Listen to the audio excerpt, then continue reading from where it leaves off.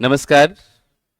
आज हम लोग बिल्कुल नई टॉपिक लेकर आ गए हैं और खास करके जो परीक्षाओं में यहाँ से बहुत सारे क्वेश्चंस पूछा जाता है और देखने को मिलता भी है। ठीक है, परीक्षा के दृष्टिकोण से बहुत ही महत्वपूर्ण टॉपिक है भारतीय संविधान का विकास। ठीक है, तो आइए हम लोग देखते हैं भारतीय संविधान का ऐतिहासिक पृष्ठभूमि या विकास को। ठीक है, कल हमने इसमें से कुछ टॉपिक हमने देखा था। भारतीय संविधान का ऐतिहासिक पृष्ठभूमि या इसी को जो है भारतीय संविधान का विकास भी कहा गया है ना, विकास कह सकते हैं, विकास का चरण।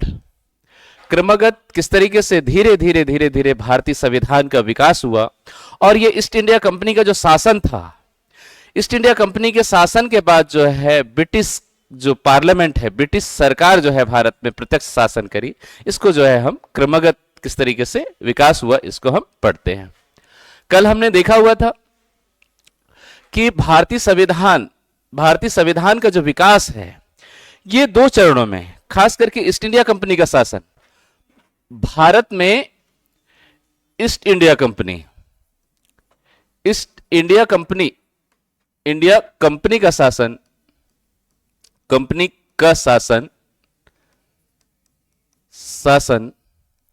और ईस्ट इंडिया कंपनी के शासन जो है वो समाप्त कर दी जाती है और भारत में ब्रिटिश क्राउन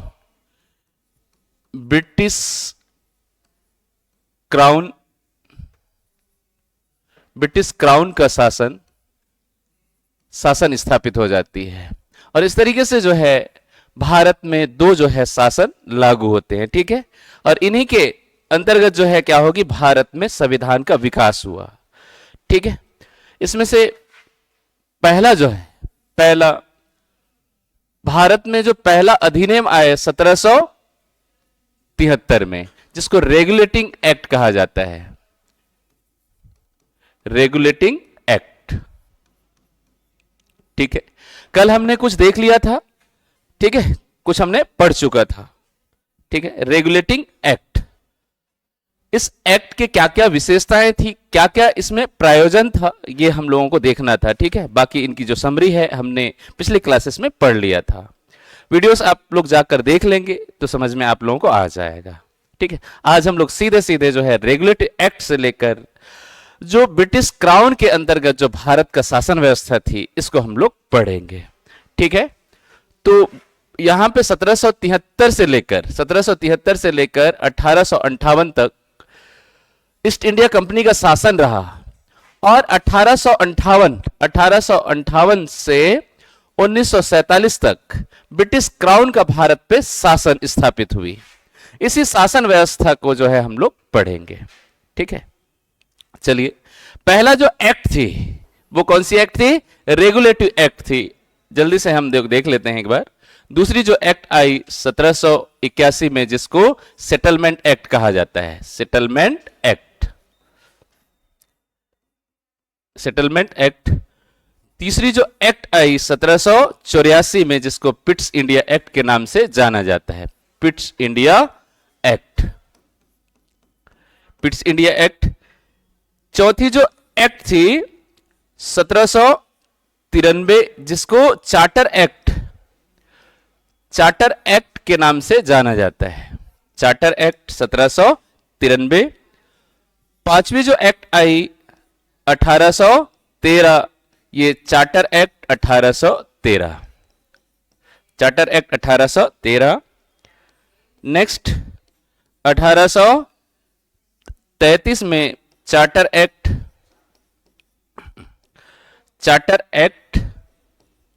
1833 और अंतिम जो चार्टर एक्ट थी ये जो है 1853 में आया है ना, चार्टर एक्ट 1853। और इस तरीके से जो है चार्टर एक्ट के बाद, ये अंतिम चार्टर एक्ट थी, 1853 के बाद जो है क्या होगी, 1857 की क्रांति हुई और 1857 की क्रांति में जिसे प्रथम स्वतंत्रता आंदोलन के नाम से जाना जाता है। इस आंदोलन में पूरे विश्व स्तर पर ईस्ट इंडिया कंपनी की जो शासन है इसकी क्या होगी, आलोचना होती है, छवि खराब हो गई, लोगों ने जो है बोलना शुरू कर दिया। इसीलिए मजबूर होकर ईस्ट इंडिया कंपनी का शासन जो है छीन ली जाती है और ईस्ट इंडिया कंपनी का शासन समाप्त कर दी जाती है। और ईस्ट इंडिया कंपनी के शासन को समाप्त करके जो है ब्रिटिश सरकार या ब्रिटिश की जो सम्राट थे उसको भारत का सम्राट घोषित कर दिया गया और भारत में ब्रिटिश क्राउन का शासन जो है स्थापित हो जाती है। और 1858 से लेकर 1947 जब भारत आजाद हुई, आजादी से पूर्व तक जो है भारत में ब्रिटिश सरकार का जो है क्या होगा, प्रत्यक्ष नियंत्रण स्थापित हो जाती है। और इसी समय जो है ब्रिटिश सरकार के नियंत्रण में कुछ कानून जो है भारत में लागू होते हैं। ठीक है, इसको हम लोग देख लेते हैं।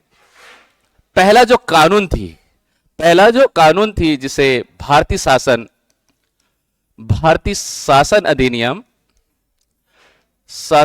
अधिनियम 1858 कहा जाता है। ये पहला जो है ब्रिटिश प्रत्यक्ष जो शासन थी उसके द्वारा लाई गई पहला भारतीय शासन अधिनियम कानून थी।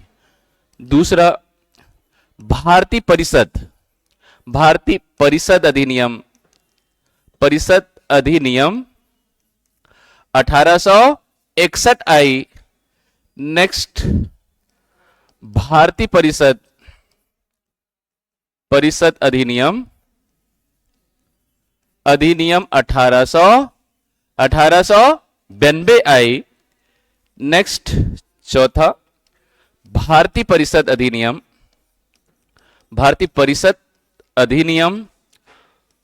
1909, ठीक है, जिसको मार्ले मिंटो सुधार के नाम से भी जाना जाता है।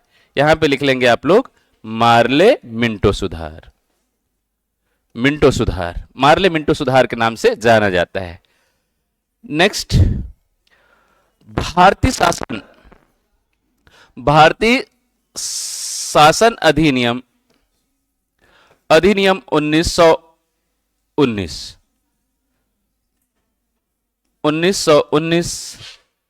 इसे जो है चेम्सफोर्ड सुधार के नाम से जाना जाता है। चेम्सफोर्ड, ठीक है, चेम्सफोर्ड लिख लेंगे आप लोग, चेम्सफोर्ड सुधार के नाम से जाना जाता है। नेक्स्ट भारतीय शासन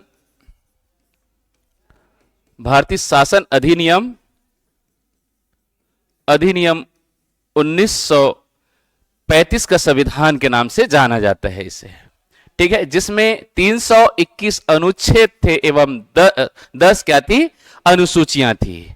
एक विस्तृत संविधान था जो भारत में लागू थी, जिसे गोलमेज सम्मेलन के बाद जो है लागू की गई थी या बनाया गया था।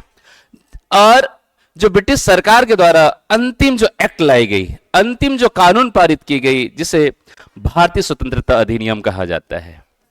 भारतीय स्वतंत्रता अधिनियम 1947 और भारतीय से भी जाना जाता है। और इसी जो कानून है इसी के द्वारा जो है भारत को स्वतंत्र घोषित किया जाता है और पाकिस्तान और भारत दो डोमिनियन स्टेट के रूप में जो है क्या की जाती है, बना दी जाती है, ठीक है। और एक सरकार का गठन कर दिया जाता है संविधान सभा का, और सरकार जो है क्या करेगी, भारत के लिए संविधान का निर्माण करना प्रारंभ कर जाती है, ठीक है। इस तरीके से जो है भारत को जो है आजादी मिल जाती है। आगे हम लोग इन्हीं के बारे में हम क्या करते हैं, पढ़ते हैं और समझने की कोशिश करते हैं कि ये एक्ट जो है किस तरीके से बना था। और यहां से अलग अलग एग्जामों में बहुत सारे क्वेश्चन पूछे गए हैं, ठीक है। हम लोग विस्तृत अध्ययन करते हैं, है ना। चलिए आगे बढ़ते हैं। ईस्ट इंडिया का शासन, भारत में ईस्ट इंडिया के प्रशासन, ठीक है। ईस्ट इंडिया का जो प्रशासन है इसके लिए पहली बार ईस्ट इंडिया कंपनी को नियंत्रण करने के लिए, चलाने के लिए जो है ब्रिटिश सरकार के द्वारा कानून लाई जाती है, पहला लिखित कानून लाई जाती है। और भारत में एक संसदीय व्यवस्था खास करके किसके लिए? ईस्ट इंडिया कंपनी के लिए संसदीय नियंत्रण के लिए एक कानून लाई जाती है। इसे ही जो है रेगुलेटिव एक्ट के नाम से जाना जाता है। यह पहला एक्ट था, ठीक है, जो लिखित रूप में जो है ब्रिटिश सरकार के द्वारा ईस्ट इंडिया कंपनी को रूल करने के लिए, शासन के लिए जो है लाई जाती है। इसे ही जो है रेगुलेटिव एक्ट कहा जाता है। ठीक है, तो देख लेते हैं हम 1773 में। हमने इससे पूर्व हमने देखा था कि भारत जो है धीरे धीरे धीरे धीरे किस तरीके से अंग्रेजों के गुलाम हुआ। सबसे पहले हमने देखा था कि जो प्लासी का युद्ध था 1757 में, प्लासी का युद्ध था जिसमें सिराजुद्दौला एवं जो ईस्ट इंडिया कंपनी थी इसके गवर्नर के रूप में जो है रॉबर्ट क्लाइव थे, इनके मध्य युद्ध हुई थी, जिसमें सिराजुद्दौला की बुरी तरीके से पराजय हुई, हार हुई और अवध, बंगाल एवं कलकत्ता क्षेत्र में जो है अंग्रेजों का कब्जा हो जाता है। ठीक है, फिर एक और महत्वपूर्ण युद्ध हुआ जिसे बक्सर का युद्ध के नाम से जाना जाता है। ठीक है, 1764 में। और इस युद्ध में जो है भारत के 3 शासकों ने साथ में रहकर अंग्रेजों के खिलाफ लड़ा, लेकिन भारतीय जो शासक हैं ये निर्णायक रूप से ये युद्ध हार गए। ठीक है, 1764 में। और इस युद्ध के परिणाम स्वरूप ही 1765 में इलाहाबाद की संधि हुई, और इलाहाबाद की संधि के द्वारा जो है ब्रिटिश ईस्ट इंडिया कंपनी को जो बंगाल क्षेत्र है, बंगाल, अवध और बिहार में, इनको जो राजस्व कर वसूली करने के लिए राजस्व एवं नागरिक साथ ही साथ दीवानी अधिकार इनको दे दिए जाते हैं। ठीक है, क्लियर है।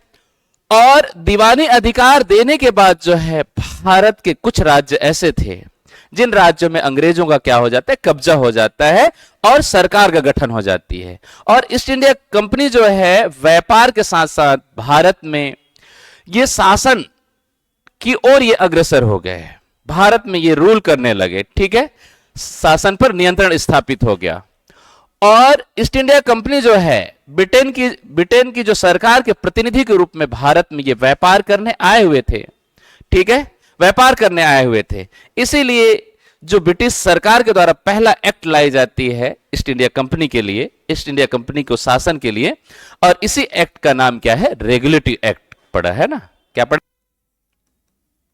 Regulating act 1773।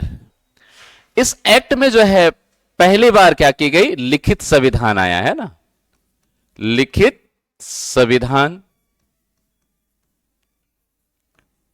संविधान रेगुलेटिव एक्ट के फॉर्म में जो है ईस्ट इंडिया कंपनी के लिए पहली बार जो है लिखित संविधान आया। और इसी एक्ट के प्रावधानों के तहत ईस्ट इंडिया कंपनी पर जो ब्रिटिश सरकार का नियंत्रण स्थापित हुआ। किसके द्वारा? ईस्ट इंडिया कंपनी पर ब्रिटिश सरकार का नियंत्रण, क्योंकि ब्रिटिश सरकार के द्वारा यह अधिनियम लाई गई थी। ठीक है, आगे बढ़ते हैं हम। दूसरी पॉइंट आप लोग लिखेंगे, जो रेगुलेटिव एक्ट पर जो रेगुलेटिव एक्ट के द्वारा ही ईस्ट इंडिया कंपनी पर सरकार का नियंत्रण, साथ ही साथ भारत में एक संसदीय जो शासन व्यवस्था है, शासन व्यवस्था स्थापित हुआ। ठीक है, ईस्ट इंडिया कंपनी पे संसदीय शासन व्यवस्था। और इसी अधिनियम के प्रावधानों के तहत जो है क्या होगी? 2 चीजें थी। पहली चीज, जो बंगाल के गवर्नर को बंगाल का गवर्नर जनरल, ठीक है, बंगाल के गवर्नर को बंगाल का गवर्नर जनरल के रूप में जो है क्या कर दी गई? नियुक्ति दे दी गई। सॉरी, बंगाल के प्रथम गवर्नर जनरल, बंगाल के प्रथम गवर्नर जनरल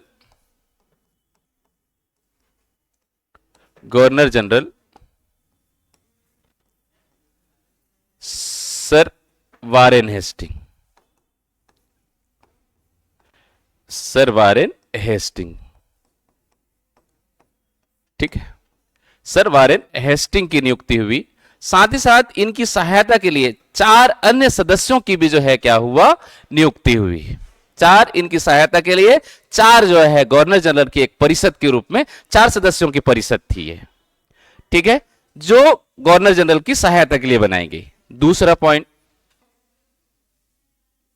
74 में बंगाल में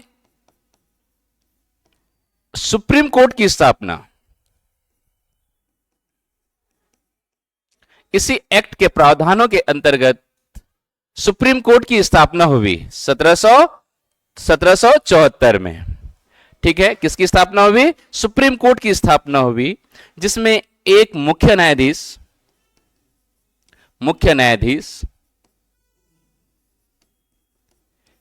और 3 अन्य न्यायाधीश। ठीक है, 3 अन्य न्यायाधीशों की नियुक्ति हुई, जिसके अंतर्गत प्रथम मुख्य न्यायाधीश लिख लेंगे। प्रथम मुख्य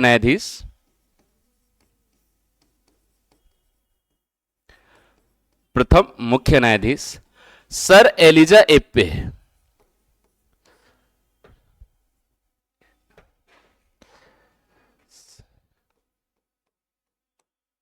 एलिजा इम्पे। ठीक है, सुप्रीम कोर्ट के प्रथम मुख्य न्यायाधीश सर एलिजा इम्पे को नियुक्त किया गया। ठीक है, और 3 अन्य न्यायाधीश थे, जिसमें चैम्बर्स, लिमिस्टर एवं हाइड। अन्य 3 न्यायाधीश जिसमें चैम्बर्स, हाइड, लिमिस्टर। ठीक है, इस तरीके आगे बढ़े हम लोग, यहां तक समझ में आ गया। तो इस तरीके से रेगुलेटिव एक्ट के जो है क्या क्या विशेषताएं हैं, इनको आप लोग याद रख लेना। पहली बार जो है ब्रिटिश सरकार के द्वारा भारत में शासन लागू की गई थी और ईस्ट इंडिया कंपनी के लिए शासन लाई गई थी। ठीक है, और दूसरी चीज है भारत में जो है संसदीय व्यवस्था जो है क्या हुई, लागू हुई। तीसरी चीज है बंगाल के गवर्नर को जो है बंगाल का गवर्नर जनरल कहा जाने लगा और प्रथम governor general sir Warren Hastings को क्या किया गया, नियुक्ति दी गई। नेक्स्ट 1774 में बंगाल में सुप्रीम कोर्ट की स्थापना हुई, जिसके प्रथम मुख्य न्यायाधीश सर एलिजा इप्पे हुए। ठीक है, और 3 अन्य न्यायाधीश थे, चैम्बर्स, हाइट और लिमिस्टर। ठीक है, साथ ही साथ जो है मद्रास और बंबई, बंबई जानते हैं ना, उस समय बंबई राज्य था। मद्रास और बंबई को जो है, जो कलकत्ता है, उनके गवर्नर जनरल के नियंत्रण में जो है क्या कर दिया गया, शामिल कर दिया गया। यह भी आप लोग नोट करना चाहो तो कर सकते हैं। फिर आगे बढ़ते हैं, आगे बढ़े। नेक्स्ट दूसरी एक्ट थी, दूसरी एक्ट 1781 में आया, जिसे सेटलमेंट एक्ट के नाम से जाना जाता है। सेटलमेंट एक्ट ऑफ सेटलमेंट 81, 1781 में सेटलमेंट एक्ट आया। और ये एक्ट क्यों आया भाई? तो रेगुलेटिव एक्ट में जो है कुछ खामियां थी, इस खामियों को सुधारने के लिए सेटलमेंट एक्ट आया। ठीक है, कारण था कि जो सुप्रीम कोर्ट है एवं गवर्नर जनरल है बंगाल का, ये दोनों खुद को जो है बॉस मानने लगेंगे कि मैं ज्यादा शक्तिशाली हूं या तुम ज्यादा शक्तिशाली हो, क्योंकि दोनों की शक्तियों का बंटवारा नहीं की गई थी। इसीलिए जो है दोनों के शक्तियों के विभाजन के लिए एक एक्ट आया, जिसे ही जो है क्या कहा जाता है, सेटलमेंट एक्ट कहा जाता है। ठीक है, तो याद रखेंगे आप लोग, रेगुलेटिव एक्ट की कमियों को दूर करने के लिए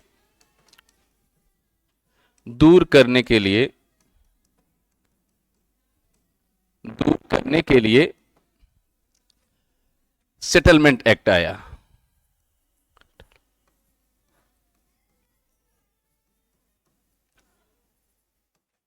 ठीक है, कमियों को दूर करने के लिए सेटलमेंट लाया गया।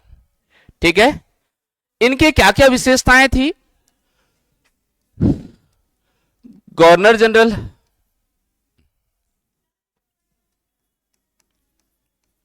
गवर्नर जनरल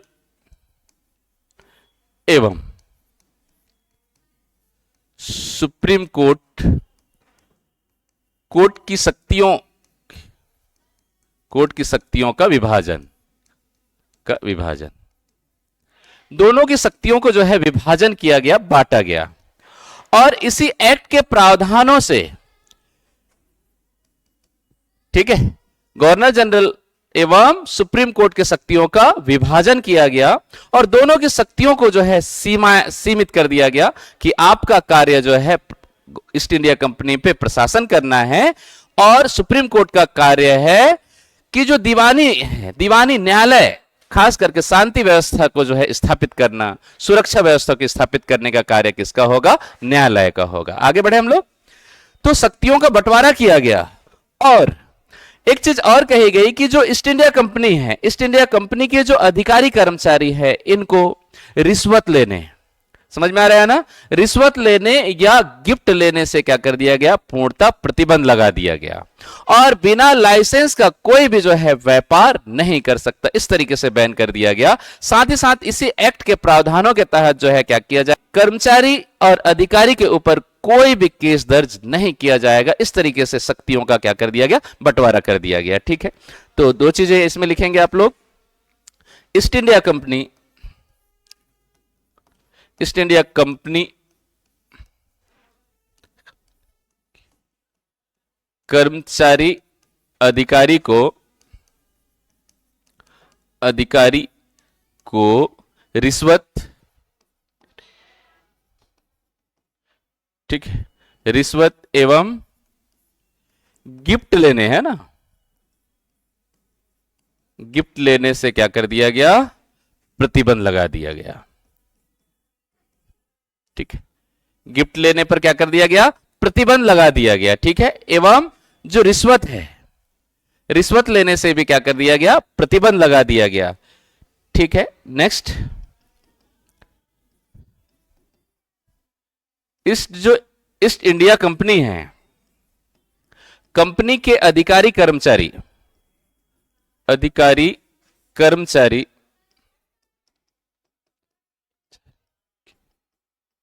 ऊपर केस दर्ज, ठीक है, कि कोई भी केस दर्ज नहीं किया जाएगा, नहीं किया जा सकता। अगर केस दर्ज होगी तो कोई भी अधिकारी कर्मचारी स्वतंत्र होकर कार्य नहीं कर पाएंगे, इसीलिए इन पर जो है प्रतिबंध लगा दिया गया कि जो न्यायालय है इन पर मुकदमा ना चला सके। ठीक है, और ईस्ट इंडिया कंपनी जो है व्यापार पर फोकस कर सके। ठीक है, यहां तक हो गया। तो ये थी सेटलमेंट एक्ट की कुछ प्रोविजंस। आगे बढ़े हम लोग। नेक्स्ट था 1784, जिसको पिट्स इंडिया एक्ट कहा जाता है। पिट्स इंडिया एक्ट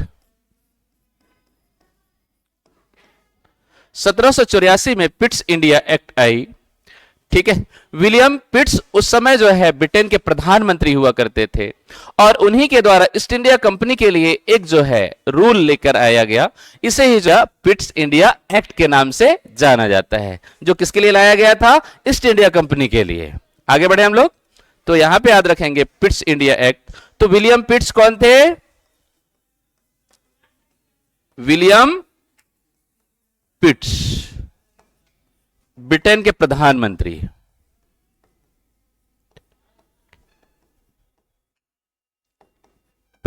है ना, और इन्हीं के द्वारा ये एक्ट लाई गई थी, इसीलिए इस एक्ट का नाम जो है पिट्स इंडिया एक्ट पड़ा।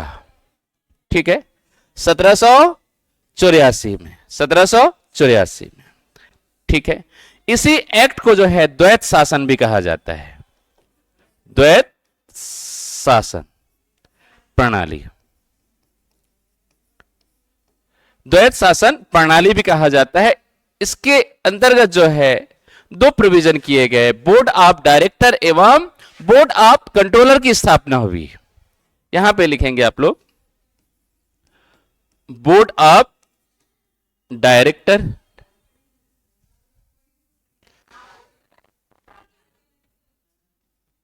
बोर्ड ऑफ डायरेक्टर एवं दूसरा जो है बोर्ड ऑफ कंट्रोलर।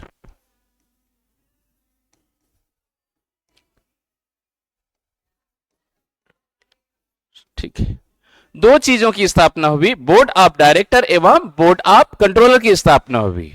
ठीक है, बोर्ड ऑफ डायरेक्टर का कार्य है ईस्ट इंडिया कंपनी में जो व्यापारिक गतिविधियां हैं इनका जो प्रशासन पर नियंत्रण करना था। ठीक है, व्यापार किस पर, व्यापार पर नियंत्रण था। और बोर्ड ऑफ कंट्रोलर का कार्य था किस पे, ईस्ट इंडिया कंपनी पे राजनीतिक नियंत्रण करना था। ठीक है, राजनीतिक नियंत्रण स्थापित करना था। तो यहीं पे लिख दो, नेक्स्ट पेज में लिख दे रहा हूं मैं, बोर्ड ऑफ डायरेक्टर। ठीक है, बोर्ड ऑफ डायरेक्टर, और दूसरी संस्था का नाम क्या था, board of control, board of controller. ठीक है, इसका कार्य क्या था, ईस्ट इंडिया कंपनी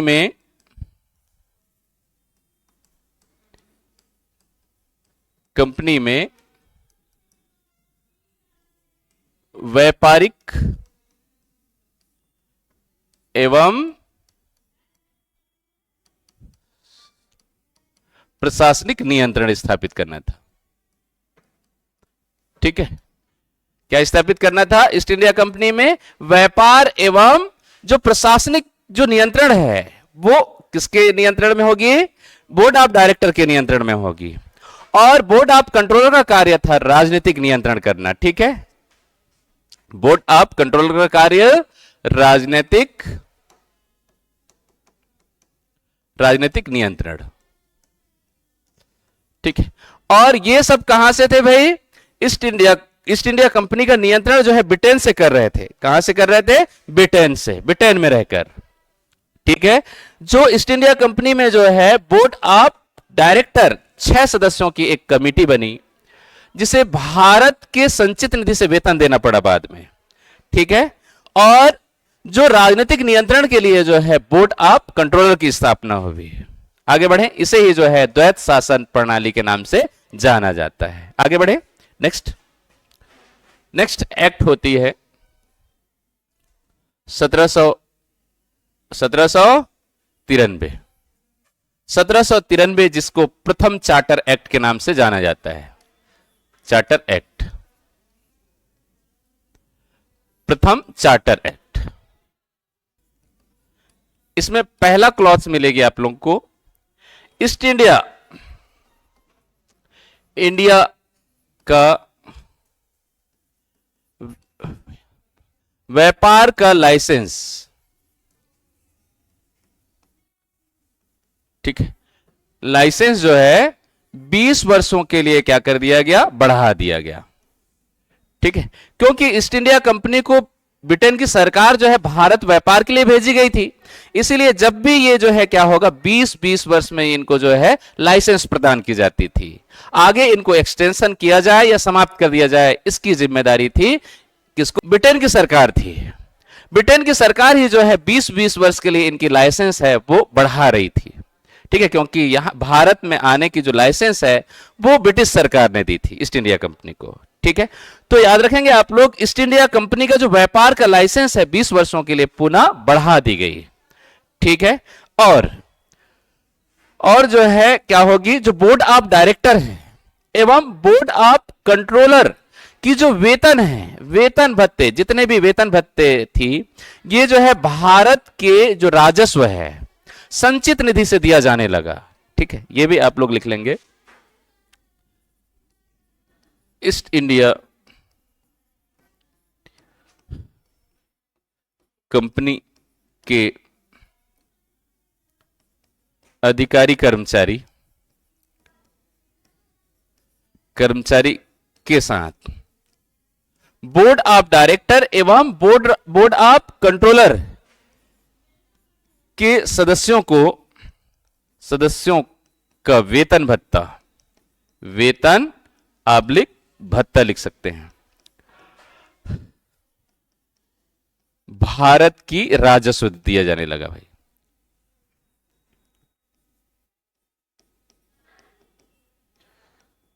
दिया, ठीक है, भारत की संचित निधि से दिया जाने लगा वेतन एवं भत्ते जो है, ठीक है। ये ब्रिटेन में होते थे, इनके जो अधिकारी कर्मचारी थे, बोर्ड ऑफ डायरेक्टर एवं बोर्ड ऑफ कंट्रोलर कहां से थे? ब्रिटेन से थे। लेकिन ब्रिटेन में बैठकर जो है भारत की संचित निधि से इनको वेतन दिया जाने लगा, आहरण किया जाने लगा, ठीक है। एक्ट आती है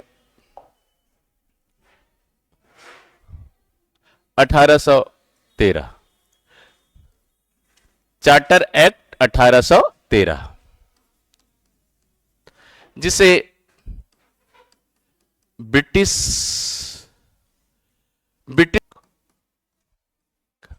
मैग्ना कार्टा के नाम से जाना जाता है, ठीक है, या कंपनियों का मैग्ना कार्टा, इस तरीके से लिख लेंगे, ब्रिटिश कंपनियों का मैग्ना कार्टा के नाम से जाना जाता है, चार्टर एक्ट 1813 को, ठीक है। इस एक्ट से जो है क्या होगी, भारत में ईस्ट इंडिया कंपनी को छोड़कर अन्य जो ब्रिटिश कंपनी है इनको भारत में आने की खुली छूट दे दी गई, ठीक है।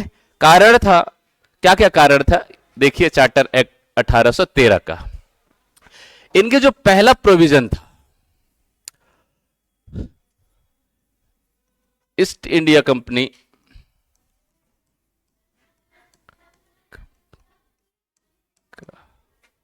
व्यापार का एकाधिकार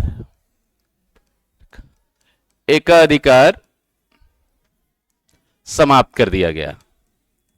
ये बहुत ही इंपॉर्टेंट है ना,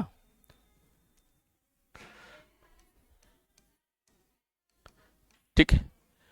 व्यापार का एकाधिकार समाप्त कर दिया गया, ईस्ट इंडिया कंपनी का व्यापार का एकाधिकार समाप्त कर दिया गया।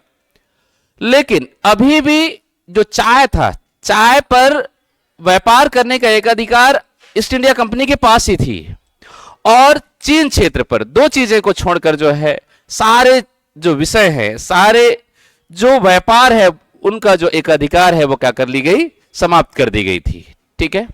तो याद रखेंगे, ईस्ट इंडिया कंपनी का व्यापार का एकाधिकार समाप्त कर दिया गया, लेकिन भारत में चाय एवं चीन क्षेत्र में व्यापार का एकाधिकार बना रहा, ठीक है। ये याद रखेंगे आप लोग ना, व्यापार का एकाधिकार तो छीन लिया गया, लेकिन चीन एवं भारत में चाय का जो व्यापार है इस पर अभी भी इनका कब्जा था, ठीक है। दूसरा पॉइंट लिखेंगे आप लोग, शिक्षा पर 1 लाख रुपए खर्च करने का जो है बजट में पहली बार क्या किया गया, प्रावधान किया, खर्च का प्रावधान, ठीक है। बजट में जो है 1 लाख रुपया शिक्षा पे खर्च करने के जो है क्या किए गए, घोषणा किया गया, ठीक है। तीसरी चीजें,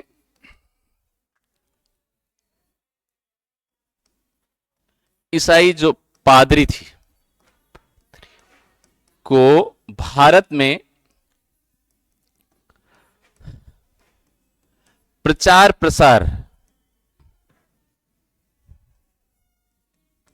प्रसार का अनुमति दे दी गई। इससे पहले जो है भारत में ईसाई जो मिशनरी हैं इनको प्रचार प्रसार पर प्रतिबंध था, लेकिन 1813 के संविधान के द्वारा जो है चार्टर एक्ट के प्रावधानों के तहत भारत में ये प्रचार प्रसार कर सक रहे थे, अपने धर्म का प्रचार प्रसार करने के लिए खुली छूट दे दी गई। नेक्स्ट पॉइंट लिखेंगे आप लोग, ईस्ट इंडिया कंपनी का व्यापार का एकाधिकार समाप्त कर दिया गया, और जो ब्रिटिश कंपनियां हैं इन कंपनियों को भारत में आकर व्यापार करने की खुली छूट दे दी गई। क्योंकि एक ऐसा था कि जो ब्रांड वैल्यू, समझ रहे हैं ना आप लोग, कि कोई भी जो प्रसिद्ध जो ब्रांड है ये क्या करती है, अलग अलग जगहों में लॉन्च करती है, ठीक है, और इसके अकॉर्डिंग ही वो व्यापार करती है। ऐसे ही भारत में जो है ब्रिटिश कंपनियों को टैक्स फ्री जो है आकर व्यापार करने की खुली छूट दे दी गई। और इनका जो उद्देश्य था, ईस्ट इंडिया कंपनी का उद्देश्य, धीरे धीरे यह परिवर्तन होने लगा कि ये व्यापार करने से ये ब्रिटिश के प्रतिनिधि के रूप में ये प्रशासनिक कार्यों का क्रियान्वयन करना शुरू कर दिए। ठीक है ना, भारत पर धीरे धीरे कब्जा जमाने लगे, समझ लो। ये कहां व्यापार करेंगे, कहां दुकान खोल के बैठे रहेंगे, पूरे का पूरे भारत तो हमारी मुट्ठी में आ रही है। समझ में आ रहा है? इस तरीके से इन्होंने जो है क्या किया, जो ब्रिटिश कंपनियां हैं, ब्रिटिश कंपनियों को भारत में व्यापार का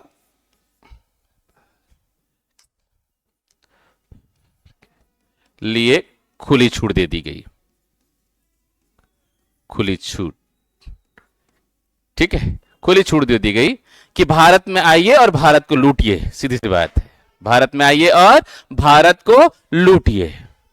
ठीक है, तो इतने सारे चीजें याद कर लेंगे आप लोग। क्या क्या बताया हमने? ईस्ट इंडिया कंपनी का व्यापार का जो लाइसेंस है वो क्या कर दिया गया, एकाधिकार का लाइसेंस समाप्त हुआ। ये व्यापार करने का लाइसेंस समाप्त नहीं हुआ, जो एक तरफा राज थी ये समाप्त हुई। ठीक है, और ये क्वेश्चन पिछले साल पीएससी में पूछा गया था। शिक्षा पर 1 लाख क्या खर्च करने का प्रावधान किया गया। ईसाई मिशनरियों को भारत में प्रचार प्रसार की अनुमति दे दी गई। ईस्ट इंडिया कंपनी के अलावा जो अन्य ब्रिटिश कंपनी है, इनको जो है भारत में आकर व्यापार करने की खुली छूट दे दी गई। ठीक है, आओ और भारत को लूटो, व्यापार करो, खुली छूट है आपके लिए। ठीक है, चलिए आगे बढ़े हम लोग। 1833 charter act 1833।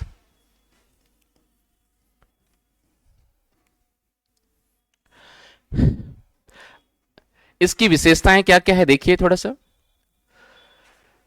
East India company का व्यापार का लाइसेंस क्या कर दिया गया, पूर्णतः समाप्त कर दिया गया। अब यहां पे जो है ईस्ट इंडिया कंपनी का व्यापार का लाइसेंस पूर्णतः समाप्त कर दी गई। ठीक है, और ईस्ट इंडिया कंपनी जो है भारत पे जो ब्रिटेन की जो प्रतिनिधि के रूप में भारत में शासन करना शुरू कर दिया। ठीक है, तो नेक्स्ट जो है ईस्ट इंडिया कंपनी का जो व्यापार का लाइसेंस पूर्णतः क्या कर दिया गया, समाप्त कर दी गई। और ईस्ट इंडिया कंपनी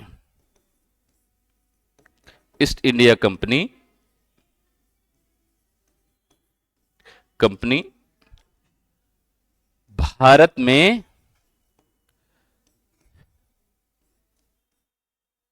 ब्रिटिश सरकार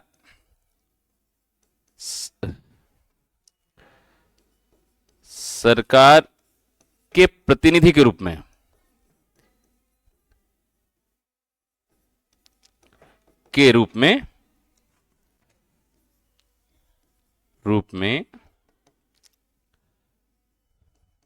भारत में शासन करना प्रारंभ किया इन्होंने। ठीक है, अब भारत में इन्होंने जो है सीधे सीधे ईस्ट इंडिया कंपनी का शासन समाप्त हो गया और भारत में ये प्रशासनिक सत्ता स्थापित कर लिया। भारत में ये शासन करना शुरू कर देंगे। ठीक है, तो 1833 है, 33 का जो संविधान है ये बहुत ही महत्वपूर्ण है। चार्टर एक्ट बहुत ही महत्वपूर्ण है। पहला हमने देखा कि ईस्ट इंडिया कंपनी का जो व्यापार का लाइसेंस है वो क्या कर दिया गया, समाप्त कर दिया गया।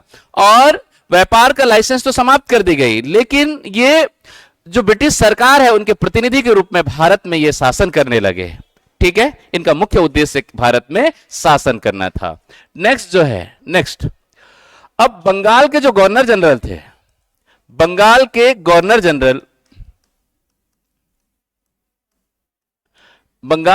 जनरल को भारत का गवर्नर जनरल नियुक्त कर दिया गया।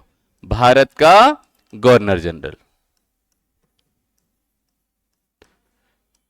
ठीक है, बंगाल के गवर्नर जनरल को भारत का गवर्नर जनरल नियुक्त कर दिया गया। ठीक है, और भारत का प्रथम गवर्नर जनरल और बंगाल का अंतिम गवर्नर जनरल कौन हुए, लॉर्ड विलियम बेटिंग।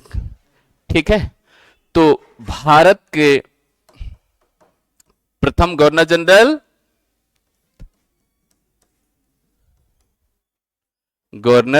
जनरल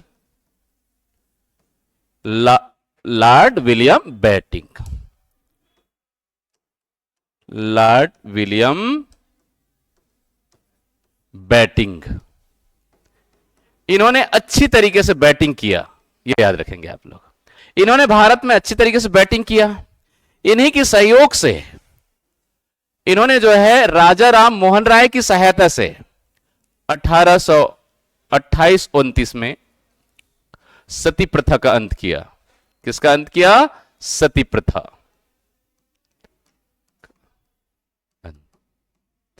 ठीक है, 1829 में सती प्रथा का अंत किया गया और 1843 में दास प्रथा का अंत।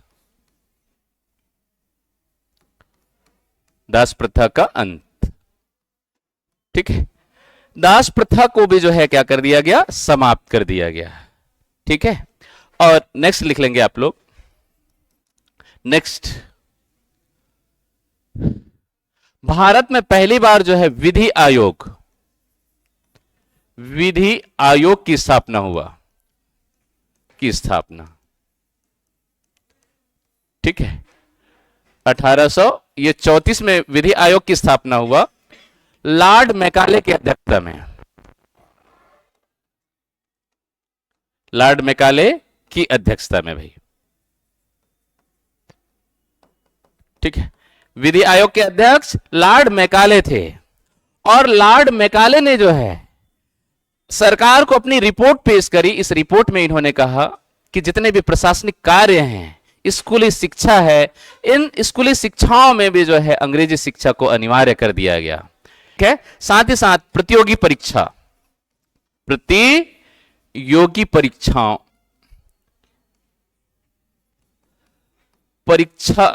के माध्यम से भर्ती किया जाए। रिक्त पदों में भर्ती। ठीक है, इनकी मांग थी। ठीक है, आगे बढ़े तो इस तरीके से 1833 खत्म हो गई।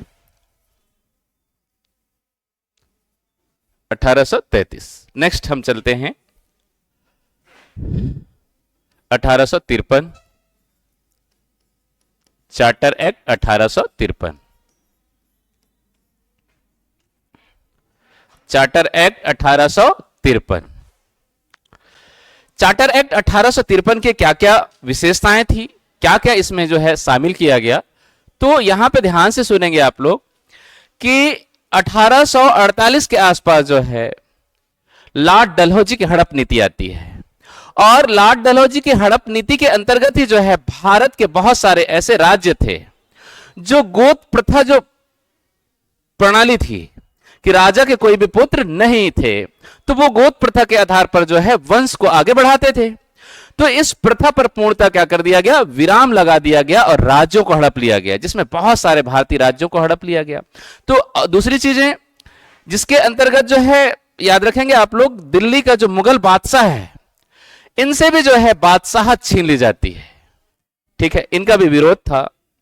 ठीक है, और मराठा शासकों का भी लगभग यही हाल था। ठीक है, और 1853 में जो चार्टर एक्ट आया था, इनके क्या क्या प्रोविजन थे ये थोड़ा सा देख लीजिए, है ना। सबसे पहले जो है प्रतियोगिता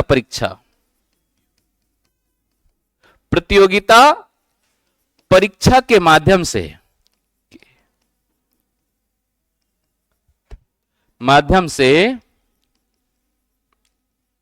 भर्ती का क्या बनाया गया? एक चार्ट बनाया गया कि जितने भी अधिकारी कर्मचारी हैं, यहां पे तो सिफारिश बस थी, उसको इंप्लीमेंटेशन जो है 1853 में किया गया कि भारत में विधान परिषद की स्थापना हुई, यह गठन हुआ। ठीक है, विधान परिषद का गठन हुआ। 24 सदस्यों की विधान परिषद का गठन हुआ और यह विधान परिषद का कार्य क्या था कि देश के लिए जो है कानून बनाना, कानून बनाने का कार्य किसका होगा? विधान परिषद का होगा। जो वर्तमान जो संसद है एवं विधानसभा है, इसका ही रूप जो है क्या था? विधान परिषद का गठन किया गया। साथ ही साथ यहां पे याद रखना, जो पुलिस अधिनियम है लागू हुआ। इसी अधिनियम के अकॉर्डिंग जो है भारत में पुलिस अधिनियम लागू हुआ। और पुलिस अधिनियम लागू होने के बाद जो है भारत में क्या होगी? पुलिस प्रशासन अधिनियम लागू होती है और ये भारत की जो जनता है इनको परेशान करना शुरू कर दिए और प्रताड़ित करना शुरू कर दिए। साथ ही साथ हमने बताया कि लॉर्ड डलहौजी की हड़प नीति के अंतर्गत जो है बहुत सारे राजा अपने जो राजगद्दी है वो खो चुके थे और लोगों में निराशा थी, एक प्रकार की, लोगों से, अंग्रेजों से परेशान हो चुके थे। और पहली स्वतंत्रता आंदोलन होती है 1857 की क्रांति, ठीक है ना। ये जनरली सैन्य आंदोलन कहा गया है, लेकिन ये जो 1848 के आसपास जो है बहुत सारे रियासतें जो है ये अंग्रेजी प्रांत में विलय हो गई थी और राजाओं को बर्खास्त कर दिया गया था गुद प्रथा के आधार पर, जिससे दुखी होकर कहीं ना कहीं, ठीक है, ये जो द्वितीय स्वतंत्रता आंदोलन है इसका सपोर्ट किए। लेकिन पढ़े लिखे वर्ग, शिक्षित वर्ग और खास करके कुछ ऐसे राजा थे जो अंग्रेजों के काफी करीबी थे, उन्होंने जो है इस आंदोलन का समर्थन नहीं किया। लेकिन व्यापक रूप से इस आंदोलन का समर्थन किया गया और इसे जो है 1857 की क्रांति में पूरे विश्व में जो है ईस्ट इंडिया कंपनी की छवि खराब होती है, ठीक है। और छवि खराब होने के कारण जो है इनकी जो शासन है छीन ली जाती है, ठीक है ना, समाप्त कर दी जाती है 1857 क्रांति के बाद। और भारत में जो है ब्रिटिश सरकार का प्रत्यक्ष नियंत्रण स्थापित हो जाती है, ठीक है, 1858 में, ठीक है। इसे ही जो है भारतीय शासन अधिनियम 1858 के नाम से जाना जाता है।